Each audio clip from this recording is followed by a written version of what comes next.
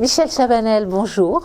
Je suis ravie de pouvoir vous interviewer aujourd'hui. Vous êtes le président d'un fonds d'investissement spécialisé en agro qui s'appelle CEREA. Est-ce que vous pouvez, avant que nous commencions un débat sur la parité, nous faire une rapide présentation de vous-même et de votre fonds? Alors je vous parlais surtout de CEREA. CEREA Partners, société de gestion qui existe depuis 2004. Donc effectivement, on est un peu unique sur le marché puisqu'on a une approche thématique. Et donc on accompagne les entreprises, les PME, les petites ETI, de l'agroalimentaire et tout ce qu'on appelle les secteurs liés, donc des gens qui font de l'emballage pour l'agroalimentaire, qui font des équipements, des fours à pain, des pétrins, des choses comme ça. À partir du moment où c'est très lié à l'agroalimentaire. Donc on se base sur notre connaissance du marché de l'agroalimentaire pour essayer d'accompagner mieux et d'apporter plus de valeur ajoutée aux entreprises qu'on accompagne. Et notre deuxième particularité, c'est qu'on a plusieurs stratégie d'investissement, ce qui permet de répondre, je ne dirais pas à tous les besoins des entrepreneurs, mais à une grosse partie. C'est-à-dire qu'on va du capital, donc on peut faire du capital, notamment capital transmission, et jusqu'à la dette ou financement classique des besoins d'exploitation d'une entreprise, en passant par la mezzanine, les quasi-fonds propres au milieu. Alors vous êtes un signataire de la charte de France Invest. Les femmes, c'est un sujet aujourd'hui de préoccupation, puisque apparemment, en tant que fonds d'investissement, il est très difficile de trouver des partenaires femmes. Aujourd'hui, féminiser des équipes, il faut qu'on trouve des femmes qui ont commencé leur carrière il y a 10 ans, par exemple, et qui sont montées, qu'on puisse embaucher comme directeur d'investissement ou directeur associé. Et donc, comme ce n'est pas le cas, c'est très difficile aujourd'hui de trouver des gens seniors. Donc, on est obligé de recommencer par le bas, donc dans les recrutements des chargés d'affaires, donc des jeunes, pour les faire progresser et monter, pour que ce soit demain qui est plus au niveau des associés de femmes. On a beaucoup de mal à avoir des candidats féminines. Donc ça veut dire qu'on s'est lancé, d'ailleurs on a lancé un groupe de travail au sein de CEREA pour féminiser nos équipes, et on va essayer d'évangéliser les écoles, d'aller dans les forums, expliquer ce qu'est notre métier pour motiver des candidatures. La charte de France Invest vous donne jusqu'à 2030, mais vous allez commencer avant.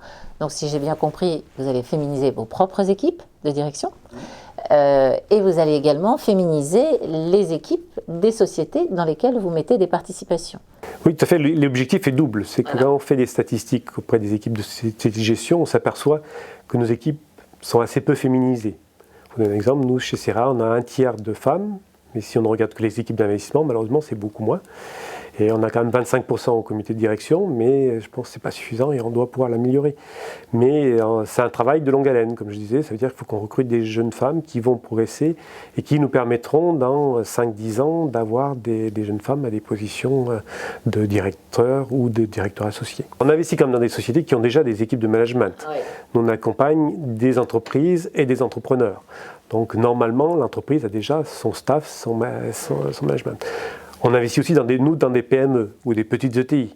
Donc ça veut dire quand vous regardez le comité exécutif, le comité de direction, il n'y a pas 20 personnes, il y a 2-3 personnes qui sont souvent là depuis 10, 15, 20 ans, des fois même 30 ans dans l'entreprise. Donc vous n'avez pas forcément besoin de changer personne, forcément, parce qu'ils n'ont pas envie de partir.